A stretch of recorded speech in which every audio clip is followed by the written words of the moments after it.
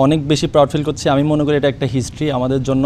আমি মনে করি প্রত্যেকবারই আমরা চ্যাম্পিয়ন হওয়ার জন্য এসেছিলাম। আলহামদুলিল্লাহ আমরা সবাই অনেক খুশি। আর হচ্ছে ডিফারেন্ট একটা এখন সিনারিও চলে আসছে। অ্যাজ সব অস্ট্রেলিয়ানসরা যখনই আমাদেরকে দেখে কংগ্রেচুলেট করে, অনেক অনেক খুশি লাগতেছে আলহামদুলিল্লাহ।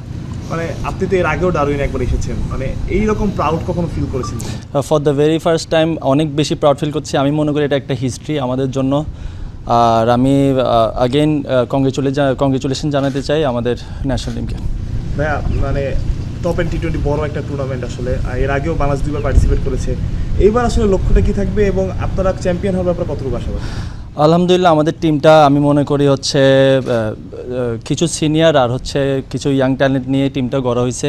আমি মনে করি এই কম্বিনেশনটা আমাদেরকে চ্যাম্পিয়নশিপ পর্যন্ত নিয়ে যাবে ইনশাল্লাহ।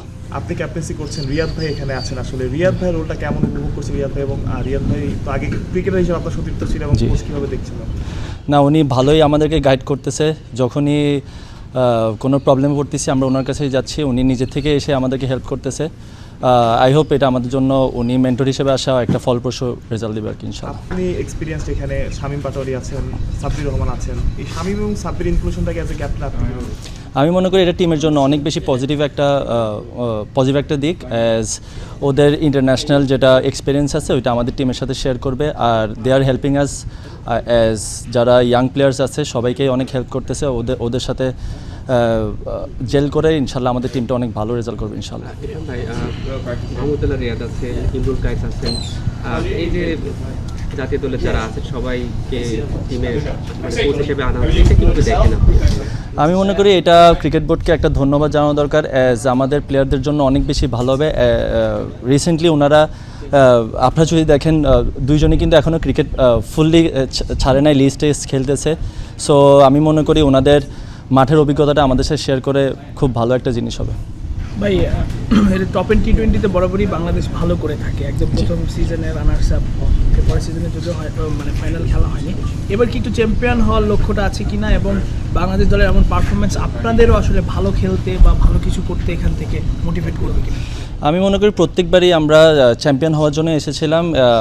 একবার রানার্স আপ আর একবার হচ্ছে মেবি ফার্স্ট রাউন্ডেই এক্সিট করছিলাম। আর এখন আমাদের মেইন টার্গেট থাকবে হচ্ছে চ্যাম্পিয়ন হওয়া, বাট আমরা ম্যাচ বাই ম্যাচ আগানোর জন্য চেষ্টা করব। ক্রিকেটারদের সাথে ভাই ন্যাশনাল যারা টেস্ট খেললো আসলে তারা আপনার সবাই সতীর্থ এবং সবার সাথে আপনার ফ্রেন্ডশিপও আছে খুব ভালোভাবেই।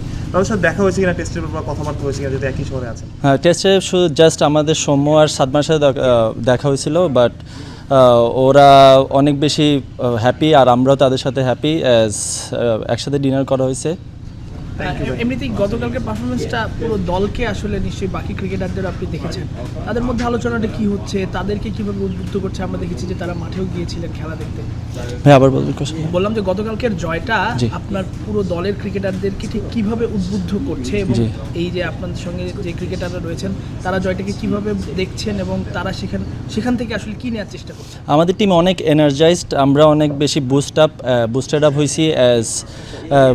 অ্যাকচুয়ালি নো ওয়ান এক্সপেক্টেড এত ভালো একটা রেজাল্ট হবে। আমি মনে করি আমাদের ফুল টিমটা আমাদের এই টপ এন্ড টি-20টাতে খেলার জন্য অনেক বেশি বুস্ট আপ করবে। Thank you so much.